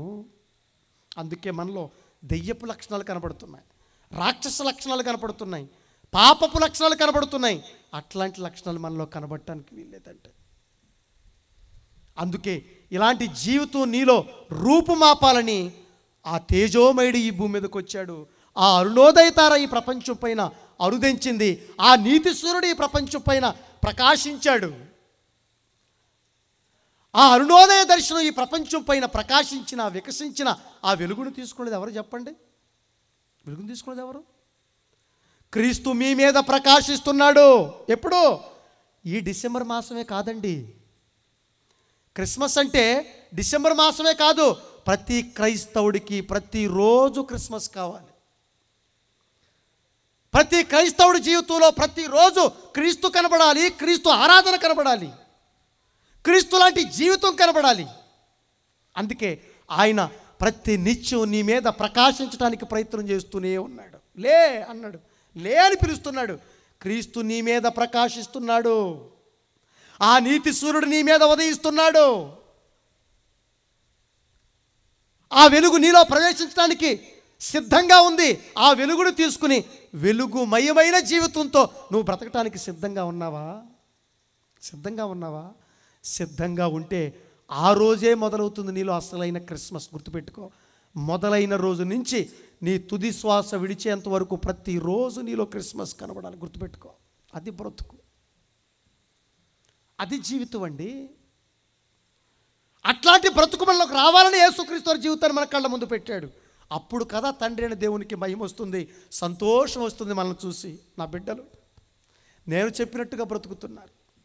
నా కుమార్తెలు, నా కొడుకులు అందరూ కూడా నా కుమారుని వలే బ్రతుకుతున్నారు, క్రీస్తు వలే బ్రతుకుతున్నాడు. అంతకంటే సంతోషం ఆ తండ్రికి ఏం కావాలి చెప్పండి? అంతకంటే ఆనందం ఆ తండ్రికి ఏం కావాలి చెప్పండి? మనకైనా అంతే కదండి. మన పిల్లలు మన మాట వింటుంటే, మన పిల్లలు చక్కగా సభ్యత సంస్కారంతో బ్రతుకుతుంటే, మన కళలు మన ఆశలు పండిస్తుంటే, మన మాట చొప్పున బ్రతుకుతుంటే ఎంత సంతోషం అండి. నా పిల్లలండి అని చెప్పుకోవటానికి సగర్వంగా ముందుకెళ్తుంటాం. అలాగే పరమందున్న దైవం కూడా మనకి జీవితాన్ని ఇచ్చినందుకు, మనకి బ్రతుకుని ప్రసాదించినందుకు, మన కోసం ఇన్ని చేసినందుకు మనం చక్కగా ఆదర్శప్రాయంగా మన జీవితాలు సంస్కరించుకుని బ్రతుకుతుంటే ఆ తండ్రైన దేవుడు కూడా సంతోషపడతాడండి. ఇట్లాంటి క్రిస్మస్ను దేవుడు చూడాలనుకుంటున్నాడు. ఎవరిలో ఉంది చెప్పండి? ఎవరిలో ఉంది చెప్పండి? క్రీస్తు లాంటి తగ్గింపు జీవితం, క్రీస్తు లాంటి క్షమాపూరితమైన జీవితం, క్రీస్తు లాంటి ప్రేమాపూర్వకమైన జీవితం, క్రీస్తు లాంటి ఏమండి ఆ దూషించని జీవితం ఎవరిలో ఉంది? ఎవరిలో కనబడుతుంది? మనలో కనబడట్లేదు. ఈ ఉన్నతమైన మాటలు బైబిల్లోనే ఉండిపోయినాయి, బతుకుల్లోకి మాత్రం ఎంత కాలమైనా రావట్లేదు. ఏంటండి? రాకపోతే ప్రమాదం. ఆ వెలుగు మన జీవితాల్లోకి రాకపోతే ప్రమాదం. ఆ క్రీస్తు, ఆ దైవత్వం, ఆ దేవుడు మన జీవితాల్లోకి రాకపోతే చాలా ప్రమాదం. ఇప్పటికే ప్రపంచానికి చాలా ప్రమాదం కలిగింది. ఇప్పటికే క్రీస్తు, ఆ వెలుగు మనలోకి రాకపోవటం వలన మన జీవితాలు చీకట్లోనే మగ్గిపోతున్నాయి, జీవితాలు అంధకారం అయిపోతున్నాయి. అందుకే అపోస్తలుడైన పౌలు గారు చూడండి, చివరిగా ఈ సందర్భాన్ని చూసుకుని ముగించుకుందాం. చూడండి ప్రియమైన దేవుని పిల్లలారా, ఎఫెసీయులకు రాసిన పత్రిక, అపోస్తలుడైన పౌలు గారు ఎఫెసీయులకు రాసిన పత్రిక 4వ అధ్యాయము 17-18 వచనాలు ఏమని చెప్తున్నాడు చూడండి ఒకసారి. ఏం చెప్తున్నాడు జాగ్రత్తగా వినండి. ఎఫెసీయులకు రాసిన పత్రిక 4వ అధ్యాయం 17-18 వచనాలు ఏం చెప్తున్నాడండి? చదువుతల్లి. కాబట్టి అన్యజనులు నడుచుకొనున్నట్లు. ఎవరు నడుచుకున్నట్లు? అన్యజనులు నడుచుకున్నట్లు మనం నడుచుకోకూడదట. అన్యజనులు అంటే ఎవరు? మనం అనుకుంటాం దేవుణ్ణి, క్రీస్తుని నమ్మని ప్రజలందరూ కూడా అన్యజనులని మనం అనుకుంటాం. కానీ దానికి బైబిల్ ఇచ్చిన డెఫినేషన్ ఏంటో తెలుసా? దేవుడు గురించి, క్రీస్తు గురించి, పరిశుద్ధాత్మ దేవుని గురించి ఎవరికైతే తెలియదో వారందరూ కూడా అన్యజనులే. వాళ్ళందరూ కూడా అన్యజనులే. నువ్వు నమ్మినంత మాత్రాన దేవుడికి సంబంధించిన ప్రజ అనుకుంటే పొరపాటు. గుర్తుపెట్టుకోవాలి, దేవుడు లేని, దేవుడు తెలియని, క్రీస్తు లేని జీవితాలు ఎలా ఉంటాయో దానికి సాక్ష్యంగా ఎన్నో మాటలు చెప్పాడు. చీకటి, వాళ్ళ బ్రతుకులు చీకటిలోకి వెళ్ళిపోతాయి, వాళ్ళ జీవితాలు పాపంతో నిండిపోతాయి, వాళ్ళ బ్రతుకులు నాశనానికి వెళ్ళిపోతుంటాయి. అట్లాంటివి ఎక్కడ చూసినా మనకు కనపడుతున్నాయి. వాళ్ళ బ్రతుకులు స్వార్థంతో ఉంటాయి, అన్యాయంతో ఉంటాయి, అక్రమంతో ఉంటాయి, చెడు వ్యసనాలకు బానిసైపోతాయి. ఇవన్నీ కూడా ఎక్కడ కనపడుతుందో అక్కడ చీకటి ఉందని అర్థం, గుర్తుపెట్టుకోండి. వీళ్ళందరూ ఎవరంటే, ఇలా సమాజం పాడైపోవటానికి కారణం ఏంటంటే వారి జీవితాల్లో దేవుడు లేడు, వారి బ్రతుకుల్లో క్రీస్తు లేడు. ఉంటే బ్రతుకులు పాడవ్వండి. అందుకే ఏం చెప్తున్నట్టు అక్కడ, అన్యజనుల వలె నడుచుకొనున్నట్లు ఇక మీదట అంటే క్రీస్తు వచ్చిన తర్వాత, క్రీస్తు నీ జీవితంలోకి వచ్చిన తర్వాత కూడా ఇక మీదట నడుచుకోవద్దు. మీరు నడుచుకోవటానికి వీల్లేదని ప్రభువునందు మీకు సాక్ష్యం ఇస్తున్నానని చెప్తున్నాడు పౌలు గారు. పూర్వం చీకటే, మీరు పూర్వపు జీవితాలు చీకట్లో ఉన్నారు సమాజం ఉన్నప్పుడు. ఇప్పుడు సంఘం దగ్గరకు వచ్చారు, దేవుని దగ్గరకు వచ్చారు. ఇప్పుడు ప్రభువునందరూ మీరందరూ కూడా వెలుగు, మంచి జీవితాలు మీవి. కాబట్టి బ్రతుకులు పాడు చేసుకోకండి. అన్యజనుల వలె మీరందరూ కూడా నడుచుకోవటానికి వీల్లేదు. మరలా పూర్వపు జీవితాలకి వైపు మీరు తిరగటానికి వీల్లేదు అని చెబుతూ తర్వాత ఏమన్నా తల్లి, వారైతే ఎవరు? వారైతే అంటే ఎవరు? ఇక్కడ కూర్చున్న మనం కూడా ఆలోచిద్దాం ఒకసారి. వారైతేనంటే దేవుడు ఇచ్చిన బ్రతుకులో దేవుడు లేని వాళ్ళు, దైవ భావజాలను నింపుకొని వాళ్ళు, క్రీస్తు తత్వాన్ని వాళ్ళలోకి తీసుకొని వాళ్ళు, క్రీస్తు యొక్క వెలుగుని హృదయంలోకి ఆహ్వానించని వాళ్ళు. వారైతే అంధకారం మనసట. అంధకారం అంటే ఎప్పుడైతే హృదయం చీకటైపోద్దో బ్రతుకంతా చీకటైపోద్ది. అంధకార మనసు కలిగిన వారై తమ హృదయ కాఠిన్యం వలన ఎప్పుడైతే మనసులోకి హృదయంలోకి చీకటి ప్రవేశించిందో వాళ్ళ హృదయం కఠినమైపోతుంది. వాళ్ళకి ఎంతమంది చెప్పినా ఎక్కదు, ఎంత చెప్పినా వినరండి. ఇక కళ్ళ ముందు నాశనం కనబడుతున్నది కూడా కనబడదు. ఎందుకంటే వాళ్ళ కంటికి గుడ్డితనం కలిగింది. కాబట్టి వాళ్ళు ఎటువైపు వెళ్ళిపోతున్నారో వారికి తెలియదు, వాళ్ళకి ఎక్కదిక. నువ్వేం చెప్పు, అమ్మ వద్దమ్మా, నీ బ్రతుకును పాడు చేసుకోకు తల్లి, నువ్వు మోసపోతావమ్మా అని చెప్పినా వింటారండి? అవసరమైతే అతని కోసం మిమ్మల్ని అందరూ వదిలిపెట్టాక నేను సిద్ధం. కానీ అవసరమైతే నువ్వు నన్ను కన్నావా, నువ్వు నన్ను పెంచావా, నీదా అసలైన ప్రేమ కాదు, ఈ మాయలోడిదే అసలైన ప్రేమ. కళ్ళు కనపడవేక. ఇంకెందుకు కళ్ళు కనపడతాయి? ఎందుకంటే హృదయం చీకటితో నిండిపోయింది. అప్పుడు ఏమైపోయింది? హృదయం కఠినమైపోద్దండి. కఠినమైన మాటలు మాట్లాడతారండి. అప్పుడు నిజంగా ఆ మాటలు వింటుంటే, పిల్లలు ఆ దౌర్భాగ్యమైన మాటలు మాట్లాడుతుంటే ప్రతి తల్లి గుండె ఎంత బద్దలైపోతుందో ఈ ప్రపంచానికి తెలియదండి. అవునండి, ఏమండి? బాధ్యత కలిగిన మన పైన ఎవరికైతే బాధ్యత ఉంటుందో, మన పైన ఎవరికైతే ప్రేమ ఉంటుందో వాళ్ళ హృదయాలు ఎంత నలిగిపోతాయో అర్థం కాదండి వాళ్ళకి. భూమి మీద కొంతకాలం బంధం కలిగి ఉన్న మనకే అంత బాధ ఉంటే, నిన్ను నన్ను నమ్మి నీకు నాకు బ్రతుకునిచ్చి ఇంత మంచి జీవితాన్ని మనకిచ్చాడే, శ్రేష్టమైన జీవితాన్ని బ్రతుకును మనకిచ్చాడే, నువ్వు పరిశుద్ధంగా బ్రతకమని, నమ్మకంగా బ్రతకమని, నా కోసం బ్రతకమని, నేను చెప్పినట్టుగా బ్రతకమని ఆయన ఎంత బాధపడతాడు చెప్పండి? ఆయన ఎంత రోధిస్తాడు చెప్పండి? ఆ బాధ తెలిసిన వాడు కనుక క్రీస్తు మా అందరి కోసం బాధపడ్డాడు. ఆయన వద్దండి, మనం ఎవరిని బాధ పెట్టకూడదు, దేవుణ్ణి అంతకంటే బాధ పెట్టకూడదండి. బాధ పెడితే మన బ్రతుకులు బాగోవండి. భూమి మీద తల్లిదండ్రులను బాధ పెడితేనే, భూమి మీద మన వాళ్ళని బాధ పెడితేనే కటికి చీకట్లో దీపం ఆరిపోద్ది అన్నాడు. అది అన్యాయం అన్నాడు, అది అక్రమం అన్నాడు, అది కుసంస్కారం అన్నాడు. ఇక అన్నీ ఇచ్చిన దేవుణ్ణి బాధ పెడితే అంతకంటే అన్యాయం, అంతకంటే అక్రమం ఉంటుందా అండి? ఇదండి దైవత్వం అంటే, ఇదండి భక్తి అంటే. అర్థం చేసుకోండి ప్రియ దేవుని పిల్లలారా. ఏం చెప్తున్నాడు? వారి హృదయములు కఠినమైపోతాయట. అందుకే వద్దురా, తాగొద్దురా. నువ్వు తాగటం వల్ల నీ పిల్లలు రోడ్డున పడిపోతారా, నువ్వు తాగటం వల్ల నీ పిల్లలు సరైన గుడ్డ కట్టుకోర్రా, నీ జీవితాలు చెడు దశలోకి వెళ్ళిపోవటం వలన నీ కుటుంబం అంతా రోడ్డున పడిపోతుంది. తల్లి వద్దమ్మా, వద్దు తల్లి, నీ కుటుంబం సర్వనాశనం అయిపోతుంది. ఎవరిటి పోతే నాకేంటి?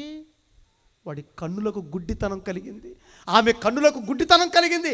ఎవడు ఏమైపోతే నాకేంటని భవిష్యత్తు ముందు చూపు ఆలోచించని చీకట్లో మగ్గిపోతున్న ఈ ప్రపంచానికి ఎన్ని మాటలు చెబితే ఏం ప్రయోజనం చెప్పండి? బ్రతుకు మారనప్పుడు అందుకేనండి ఈ ప్రపంచానికి ఇదంతా అర్థం కావాలని ఆ దైవమే దేహాన్ని దీనత్వాన్ని ధరించుకుని మన దగ్గరకు వచ్చి బ్రతికాడే. ఆయనే అంత తగ్గిపోయి ఎందుకు వచ్చాడో తెలుసా అండి?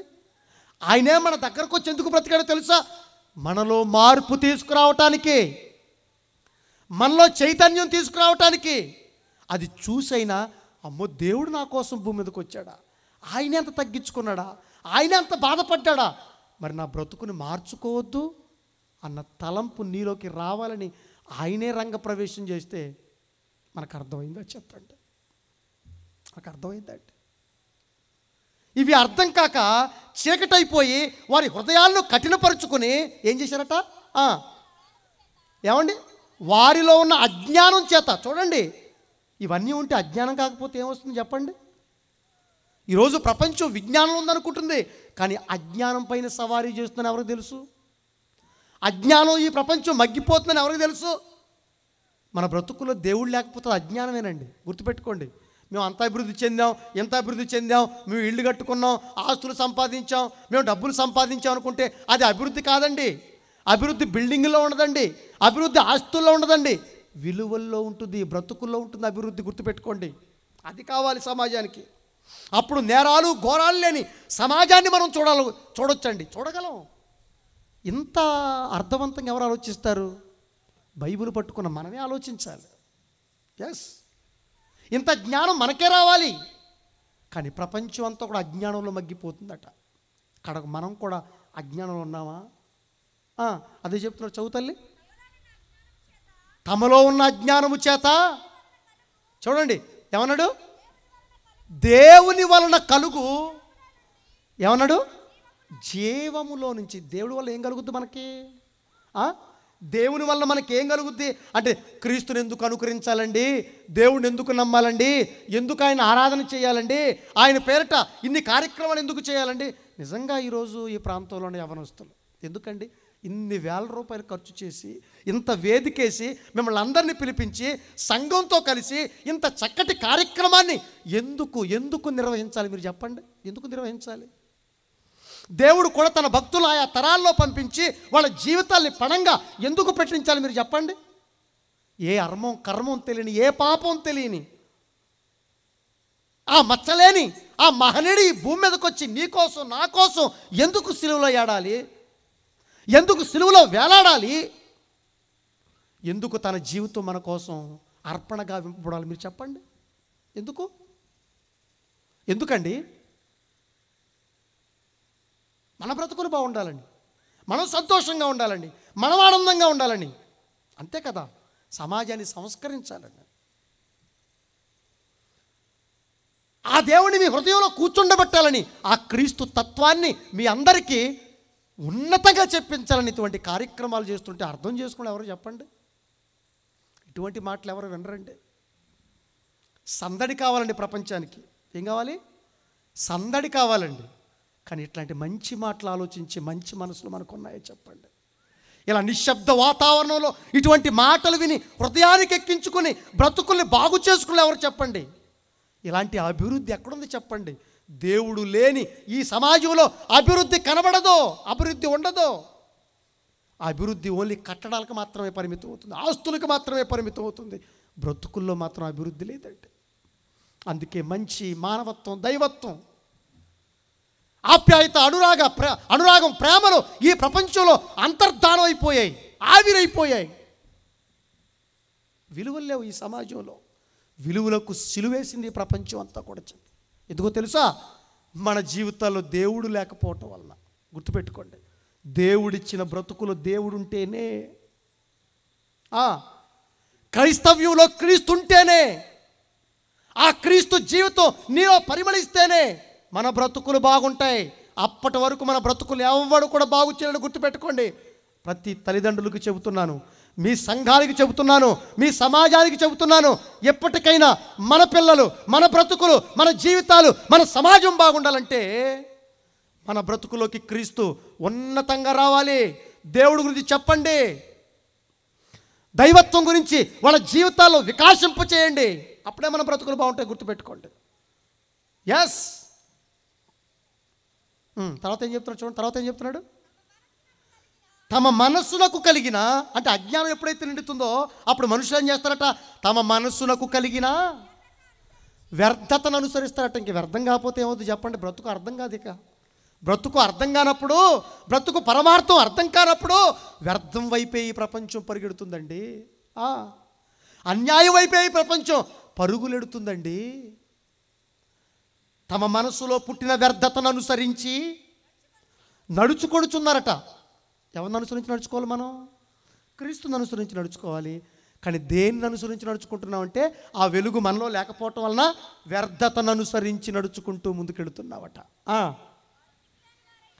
ఇక సిగ్గా శరమా చెప్పండి. ఇక ఎప్పుడైతే మన బ్రతుకులు వ్యర్థత వైపు వెళ్తాయో, ఎప్పుడైతే మన బ్రతుకు నుంచి దేవుడు డీవట్ అయిపోతాడో, ఎప్పుడైతే మన బ్రతుకుల్లో క్రీస్తు కనబడ్డో, అప్పుడు సిగ్గు శరం ఏం ఉండదట్టక. ఏం సిగ్గు? అమ్మో నేను తప్పు చేస్తే వాళ్ళు ఏమైనా అనుకుంటారేమో, మా అమ్మ నాన్నేమో అనుకుంటాడేమో, తప్పు చేసి చర్చిలోకి వెడుతుంటే దేవుడు నన్ను ఏమైనా అనుకుంటాడు. సిగ్గు, అలాంటి సిగ్గు కానీ ఏమీ లేదండి.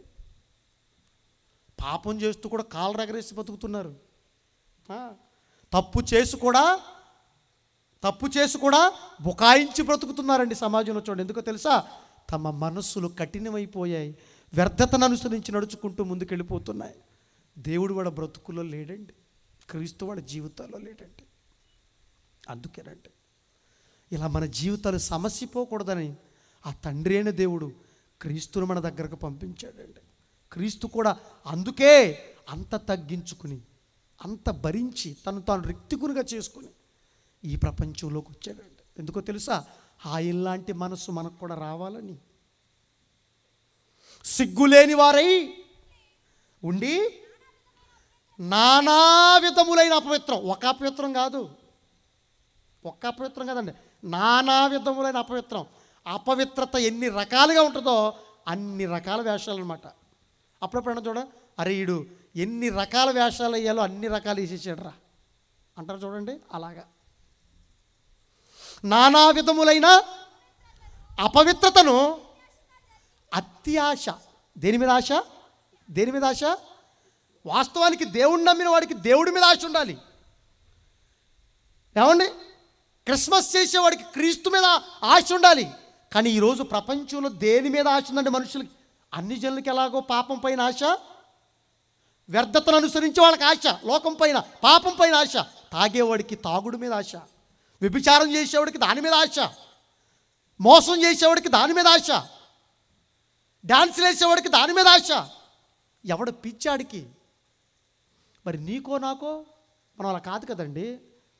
మనం క్రీస్తు రక్తంలో కడగబడ్డాం కదండి, మనం క్రీస్తుని నమ్మాం కదండి, మనం దేవుణ్ణి నమ్మాం కదండి, మనం దేవుని ఉంటున్నాం కదండి. మరి నీకు నాకు ఎవరి మీద ఉండాలి ఆశ? చెప్పండి గట్టిగా, ఎవరి మీద ఉండాలి? దేవుని మీద ఉండాలి ఆశ. నిజంగా మనకు దేవుడి మీద ఆశ ఉందా చెప్పండి? లోకం మీద, లోక సంబంధమైన కార్యక్రమాల మీద, పాపం మీద ఉన్న అత్యాశ ఈరోజు బ్రతుకునిచ్చిన దేవుని పైన ఉందా? ప్రాణం పెట్టిన క్రీస్తు వైపు ఉందా? మనల్ని సర్వశక్తిలోకి నడిపిస్తున్న పరిశుద్ధాత్మ దేవుని వైపు ఉందా? మన జీవితాల్లో వెలుగును నింపే వాక్యం వైపు మన ఆశ ఉందా? అంటే ఎవరికే ఆశ ఉంది? మీరే చెప్పండి. నిజంగా మిమ్మల్ని మీరు ప్రశ్నించుకోండి, మీకు ఎవరి మీద ఆశ? కానీ క్రీస్తుకైతే దేవుడి మీద ఆశ, భక్తులకైతే దేవుడి మీద ఆశ, అందరికీ క్రీస్తు మీద ఆశ. కానీ ఈరోజు క్రీస్తును నమ్మిన క్రైస్తవుల్లో ఈ ఆశ లేదంటే, ఈ ఆశ ఉంటే ఎంత బాగుండో. కానీ వాళ్ళందరూ కూడా ఎలా అయిపోతారట? బ్రతుకులు దేవుడు లేకపోతే, హృదయం చీకటి కమ్మితే, బ్రతుకులు చీకటి కమ్మితే వాళ్ళు నానా విధములైన అపవిత్రతను అత్యాశతో, చూడండి, అత్యాశ. తాగపోతే నేను ఉండలేనండి, ఆ అమ్మాయి లేకపోతే నేను ఉండలేనండి, ఆ అబ్బాయి లేకపోతే నేను ఉండలేను, చావరాదు. మరి దేవుడి దగ్గరికి ఎందుకు రావటం? ఎవరిని మోసం చేస్తావు? ఎవరికి అన్యాయం చేస్తావు? ఎవరిని నాశనం చేస్తావు? నువ్వు తప్పు కదండి. ఏమండి? ఈ గద్దెంపు, ఈ భయం, ఈ భక్తి ఎక్కడుంది? చిన్నప్పటి నుంచి రావాలి. అత్యాశతో జరిగించు. చూడండి ఎంత ఆశ తెలుసా? నాకేం అవసరం లేదండి, నాకెవ్వరు వద్దండి, నా పిచ్చే నాకు కావాలి. ఎవడు చెబితే వింటాడు? ఎవడు ఈ సమాజానికి చెబుతాడు? ఎవరు రూపాంతరం చెందుతారు? ఆలోచించండి ప్రియ దేవుని పిల్లలారు. అత్యాశతో జరిగించుచు, అలా జరిగితే ఏమవుద్ది? అత్యాశతో తాగితే ఏమవుద్ది? కిడ్నీలు పోతాయి. ఏమైపోద్ది? ఊపిరితిత్తులు పోతాయి, గుండె తినేస్తుంది. అంతకు మించి ఏం జరుగుద్ది? అంతే కదా. వద్దు వద్దు వద్దు, పాపం వైపు వెళ్ళకో, అటువైపు వెళ్ళకో, వద్దు, మీ శక్తిని దానికి ఉపయోగించకండి అంటే వింటారా? వినరు. తర్వాత ఏమైంది? గుండెలు బాదుకు నడుస్తావు. అంతకు మించి ఏం జరుగుతుందండి? పాపానికి ఫలితం మరణం, రోదన. గుర్తుపెట్టుకోండి. అత్యాశతో జరిగించుతూ తమ్మును తామే కాముకత్వానికి అప్పగించుకున్నారట. తమ్మును తామే దేనికి అప్పగించుకున్నారు అంటే కాముకత్వము ఈజ్ ఈక్వల్ టు నాశనం. నాశనానికి ఈ ప్రపంచం అంతా కూడా తమ్మును తామే అప్పగించుకుంటుందట. జీవం నీ పక్కనున్నా, నిన్ను వెలిగించే ప్రయత్నం నీ దైవం చేస్తున్నా, ఇంకా నిన్ను సజీవు లెక్కలో ఉంచి నీ పైన దైవం కృప నింపుతూ ఇలాంటి వాక్యాలు నీ పాదాల దగ్గరకు తీసుకొస్తున్నా, నీ జీవితంలో ఇష్యూ అంత మార్పు లేదే. నీ బ్రతుకును సంస్కరించుకోలేకపోతున్నావే, నీ పాపాన్ని విడిచిపెట్టుకోలేకపోతున్నావే, దేవుణ్ణి అత్యాశతో కోరుకోలేకపోతున్నావే. దేవుడి కోసం ఉన్నతంగా బ్రతికి నీ జీవితాన్ని ఆదర్శంగా చూపించి, నీ బ్రతుకులో బైబిల్ని, దేవుణ్ణి ఉన్నతంగా చూపించి ఈ సమాజాన్ని కొంతైనా రక్షించే భాగ్యంతో నువ్వు తరించాలే. ఇవ్వండి ఇటువంటి లక్షణాలు. ఇలా ఉంటూ, ఇలా చేయకుండా, దేవుడు చెప్పినట్టు బ్రతకకుండా పేరుకు మాత్రం క్రిస్మస్ అని చెప్పుకుంటే ఏం ఉపయోగం? చెప్పండి. ఇలాంటి అల్పకాల సంతోషాలు కాదండి మన బ్రతుకులో ఉండేది. గుర్తుపెట్టుకోండి. దేవుడు చెప్పిన వెలుగు సంబంధమైన జీవితంలో నిత్యము మనందరం కూడా తరిస్తూ ముందుకెళ్ళాలి. మనల్ని మనం నాశనం చేసుకునే పరిస్థితి మనకు ఉండకూడదండి. మనల్ని బాగు చేసుకునే జీవితాన్ని దేవుడు మనకి ఇచ్చాడు. గుర్తుపెట్టుకోండి. ఆ బ్రతుకును మనకి ఇచ్చాడు. మనం అలాగే బ్రతకాలి. అలాంటి క్రీస్తుని మనం ఎప్పుడూ కూడా ఒక్క క్షణం కూడా మర్చిపోకూడదండి.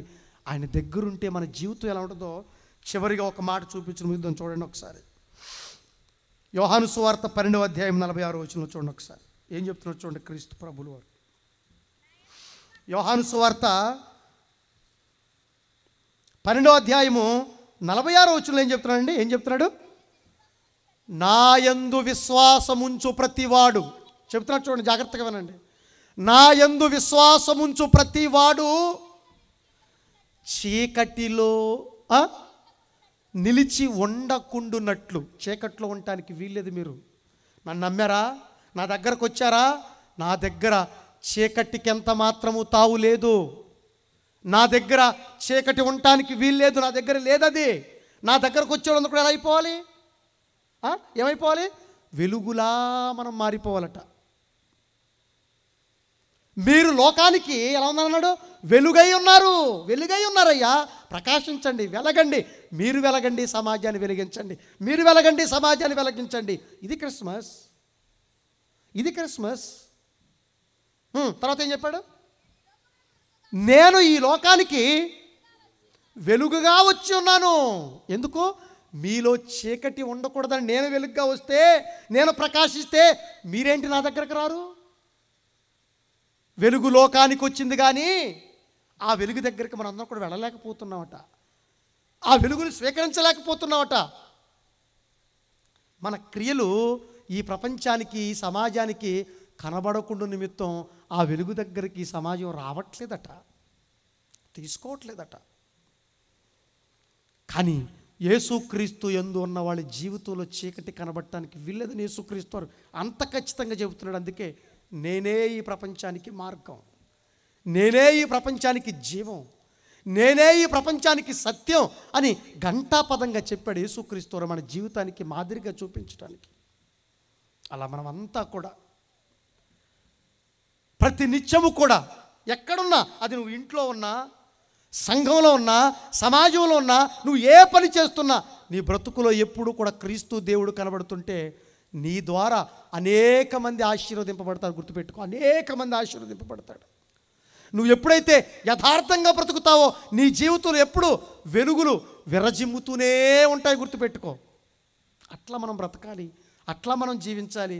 ఏమండి, ఆ విధంగా మనం అందరం కూడా సమాజానికి ఆదర్శప్రాయంగా ఉండాలి ప్రియమైన దేవుని పిల్లలారా. అలా ఉండాలని ఇంత చక్కటి కార్యక్రమాన్ని ఏర్పాటు చేశారు యవ్వన బిడ్డలు, నా తమ్ముళ్ళు, నా అన్నలు. వారందరినీ ఈ సందర్భంలో వేదిక మీద పిలుస్తున్నాను.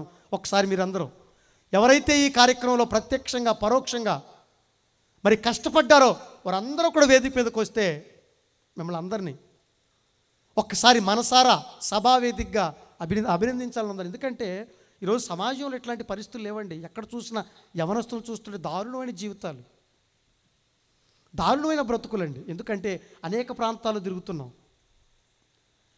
అనేక ప్రాంతాల్లో చెబుతున్నాం. ఎవరండి, ఎవరో అరాకొర అక్కడక్కడ ఉంటారు. కానీ ఇంతమంది యవనస్తులు ఈ ప్రాంతంలో వాళ్ళ గురించి సాక్ష్యం విన్నానండి. నేను వాళ్ళ గురించి విన్నాను. విన్నప్పుడు చాలా సంతోషం కలిగింది. నాకే ఎంత సంతోషం కలిగితే పరమందున్న దేవుడికి ఎంత సంతోషం కలగాలి చెప్పండి. ఎంత సంతోషం కలగాలి, చాలా సంతోషం కలగాలి. ఏ రారేంటి, ఎవరు లేరు ఇక్కడ దగ్గరలో, ఎవరు లేరా?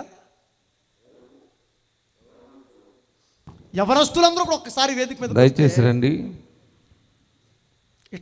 ఇట్లాంటి ఉన్నతమైన కార్యక్రమాలు ఇంకా ఏర్పాటు చేసి సమాజానికి మాదిరిగా నిలవాలి. అది మీ ప్రాంతం ఒక్కటానికి పరిమితం కావటానికి వీలేదు, ఇది గుర్తుపెట్టుకోండి. మీ ప్రాంతానికి మాత్రం పరిమితం కావటానికి వీలేదు. ఇది దశ దిశలా వ్యాపింప చేయాలి. మీరు క్రీస్తు తత్వాన్ని పొడికి పుచ్చుకొని మీరందరూ కూడా నడుం కట్టి ఈ సమాజంలోకి మీరందరూ కూడా ముందుకెళ్ళాలి. త్వరగా రండి. అనేక మందిని వెలిగించాలి. ఎస్, భూమి మీద మీకు బ్రతుకునిచ్చిన మీ తల్లిదండ్రులకు కావచ్చు, అలాగే మీ వాళ్ళకి కావచ్చు, మీ సంఘానికి కావచ్చు, అలాగే పరమందున్న ముఖ్యంగా దేవునికి మీరు అందరూ కూడా ఎప్పుడు మహిమకరంగా బ్రతకాలి. ఒక మాదిరికరమైన జీవితాన్ని మీరు ఎప్పుడు చూపించాలని మనసారా కోరుకుంటున్నాను నేను. ఎస్, ఇట్లాంటి వాళ్ళు సమాజానికి అవసరం. ఇట్లాంటి మంచి తలంపులతో, మంచి ఉద్దేశాలతో ఇటువంటి కార్యక్రమాలకు శ్రీకారం చుట్టాలి. కానీ వ్యర్థమైన కార్యక్రమాలు మాత్రం ఎప్పుడు కూడా చేయకూడదండి. సంస్కారవంతమైన కార్యక్రమాలు మన జీవితంలో చేయాలి. నిజంగా వీరిని చూసి నేను చాలా సంతోషం. ఏది చెల్లెళ్ళు అమ్మాయిలు మీరు కూడా రండి, మీకు ప్రార్థన చేస్తారు అయ్యగారు. రండి. చెల్లెళ్ళు ఎక్కడ ఉన్నారండి? రండి అన్న, అమ్మాయిలందరూ సిగ్గుపడద్దు. రెడీ చేయండి, ఎందుకంటే మంచిది రెడీ చేయండి. ప్రాజెక్ట్ ఉండగా చెప్తాను. ఆశీర్వాదం.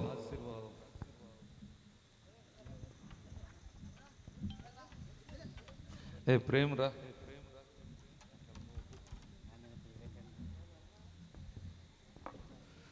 రెండమ్మా. సిగ్గుపడుతున్నారు ఎందుకు అబ్బాయిలు? రండి అమ్మా, రండి రండి తల్లి, త్వరగా రండి రండి. నిజంగా చెబుతున్నానండి, ఏదో వినేశాం, ఏదో చేసేసాం అన్న తలంపుతో మనం ఎప్పుడు ఉండకూడదు. ఏదైనా ఒక కమిట్మెంట్, ఒక నిబద్ధత మనకు ఉండాలి. క్రైస్తవులు గుర్తుపెట్టుకోండి, ఒక పట్టుదల మనకు ఉండాలి. అది ఒక సక్రమంగా, ఒక క్రమంగా మనం వెళితే నిజంగా మన ప్రాంతాన్ని మనం సంస్కరించుకోవచ్చు, అనేక ప్రాంతాలను రక్షించవచ్చు. గుర్తుపెట్టుకోండి. నిజంగా సభాముఖంగా నా చెల్లెల్ని, తమ్ముళ్ళు అందరినీ కూడా నేను ప్రభు పక్షాన్ని అభినందిస్తున్నాను. అలాగే మీరు అందరూ కూడా ఎప్పుడు ఉన్నతమైన కార్యక్రమాలు చేస్తూ మరి దేవుణ్ణి మహిమపరుస్తూ ముందుకెళ్ళాలని నేను మనసారా కోరుకుంటున్నాను. మీరు కూడా ఇక్కడ వేదిక నెక్కిన వాళ్ళు కొంతమంది అయితే కింద, కొంతమంది పరోక్షంగా కూడా ఉండేవాళ్ళు ఉంటారు. ఒక కార్యక్రమం జరిగిందంటే కొంతమందికి మాత్రం పరిమితం కాదు, అది ఎంతోమంది వెనకాల ఉంటారన్న సంగతి నాకు తెలుసు. మిమ్మల్ని ఖచ్చితంగా దేవుడు దీవిస్తాడు. అలాగే ఇక్కడ ఈ సంఘాన్ని స్థానికంగా నడుపుతున్న సంఘ కాపరులు నిజంగా ఇంత మంచి యవనస్తులు ఎంత చక్కగా నడిపిస్తున్నారంటే అది చిన్న విషయం కాదు. వారిని కూడా నేను మనస్ఫూర్తిగా అభినందిస్తూ, మనంతా కూడా ఇలాగే మన తుది శ్వాస విడిచేంత వరకు కూడా మన దేవుణ్ణి మన జీవితంలో చూపిస్తూ, క్రీస్తు త్యాగాన్ని, ఆయన పడంగా పెట్టిన ప్రేమను ఈ ప్రపంచానికి పరిచయం చేస్తూ, ప్రతి వ్యక్తిని కూడా దేవుని వైపు తిప్పుతూ, ఆ తండ్రికి సంతోషాన్ని నిలుపుతూ, ఎంతకాలం ఈ భూమి మీద బ్రతుకుతామో మనకు తెలియదు. బ్రతికినంతకాలం కూడా ఉన్నతంగా, నిస్వార్థంగా, న్యాయంగా, ధర్మంగా, సత్యంగా బ్రతుకుతూ ఆ పరమందున్న దేవుని సన్నిధికి మనందరం కూడా చేరిపోవాలని మనసారా కాంక్షిస్తూ ఈ మాటలు ముగిస్తున్నాను. అలాగే ప్రార్థన చేస్తాను అందరి గురించి. తర్వాత తెర మీద రీసెంట్గా ఆ క్రీస్తు త్యాగాన్ని ఈ ప్రపంచానికి గుర్తు చేస్తూ ఒక పాట రాశాము. ఆ పాటను కూడా తిలకించండి. తర్వాత దేవుని తీసుకుని మనందరం కూడా ఈ ప్రాంతం నుంచి నిష్క్రమిద్దాం, ప్రార్థన చేసుకుందాం. పరమందు ఆశీనులై ఉన్న మా కన్న తండ్రి, మీ పవిత్రమైన పరిశుద్ధమైన నామమునకు వందనాలు చెల్లిస్తున్నాం నాయన. ఎదుగో నాయన, మేమంతా కలిసి తండ్రి ఒక కుటుంబంగా ఈ చక్కటి కార్యక్రమానికి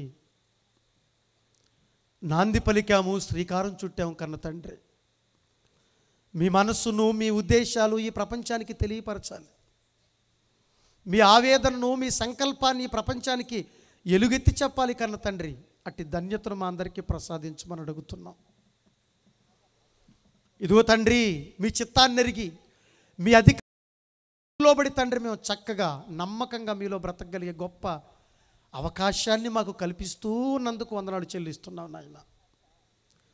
ఈ వేదిక మీద నిలుచున్న ప్రతి యవ్వన బిడ్డను బట్టి, నా తమ్ముళ్ళు, చెల్లెళ్ళు, అన్నలు, అలాగే తండ్రి ఈ సభలో కూర్చున్న నా తల్లి తండ్రి సమానులు అందరిని బట్టి ప్రార్థన చేస్తున్నాను నాయన. వారందరినీ పేరు పేరున దీవించి ఆశీర్వదించి బలపరచమని అర్థిస్తున్నాం కన్న తండ్రి. ఈ లోక సంబంధమైన కోరికలతో వారిని దీవించమని అడిగి మీ స్థాయిని మేము తగ్గించలేం కానీ కన్న తండ్రి, పర సంబంధమైన మెండిన దీవులతో వారిని నింపండి కన్న తండ్రి. ఈ భూమి మీద చీకటి వైపు వారిని నడిపించక తండ్రి, ఎప్పుడు కూడా వెలుగు సంబంధులు వలె బ్రతుకుతూ మీకు తృప్తి, మీకు సంతోషాన్ని కలిగించే జీవితాన్ని వారికి ప్రసాదించమని అర్థిస్తున్నాం నాయన. వారందరూ కూడా చక్కగా ఎప్పుడు మీలో నమ్మకంగా బ్రతకాలి తండ్రి. వారు చేస్తున్న పనిలోనూ, వారు చదువుతున్న చదువుల్లోనూ, వారు చేస్తున్న సేవలోనూ మీరు తోడుగా ఉండి ముందుకు నడిపించమని అడుగుతున్నాం కన్న తండ్రి. ఈ గ్రామంలో ఉన్న ప్రతి ఒక్కరూ మంచి ఆరోగ్యంతో, మంచి ఆత్మీయతతోటి ముందుకెళ్ళే భాగ్యాన్ని అనుగ్రహించండి నాయన. ఈ సమాజాన్ని దీవించండి, సంఘాన్ని దీవించండి. సంఘాన్ని నడుపుతున్న సంఘ కాపరులను మీరు దీవించమని అడుగుతున్నాం. సంఘ పెద్దలందరినీ జ్ఞాపకం చేసుకోమని అడుగుతున్నాం కన్న తండ్రి. ఇంకా మీ సేవను అభివృద్ధి పరుచుకోండి, మీ సంఘాన్ని అభివృద్ధి పరుచుకోండి నాయన. అనేక మంది తండ్రి మీ వైపు తిప్పి తండ్రి ఆశీర్వదింపబడేలాగున ఇలాంటి కార్యక్రమాలు వారి జీవిత పర్యంతం వరకు చేసి మిమ్మల్ని మహిమపరిచే భాగ్యాన్ని వారు అందరికీ అనుగ్రహించమని అడుగుతున్నాం తండ్రి. మేము కూడా నైనా మీ పిల్లలతో చక్కటి అనుబంధాన్ని కలిగి ఎప్పటికీ మీ పిల్లలతో కలిసిమెలిసి బ్రతికే భాగ్యాన్ని మా అందరికి అనుగ్రహించమని మమ్మల్ని అందరినీ కూడా ఈ బలమైన చేతులకు అప్పగించుకుంటున్నాం కన్న తండ్రి. ఈ కార్యక్రమంలో పాలు పంపులు పొందిన ప్రతి బిడ్డ, ప్రతి చేతిని మీరు జ్ఞాపకం చేసుకుని బలపరచమని అర్థిస్తున్నాం తండ్రి. లైటింగ్ అయితేనేమి, సౌండ్ సిస్టమ్ అయితేనేమి, స్టేజ్ అయితేనేమి, కుర్చీలు అయితేనేమి, గ్రౌండ్ అయితేనేమి, ప్రతి విషయంలో కూడా తండ్రి ప్రత్యక్షంగా పరోక్షంగా పాలు పంపులు పొందిన ప్రతి ఒక్కరిని మీరు జ్ఞాపకం చేసుకుంటారని మాకు తెలుసు.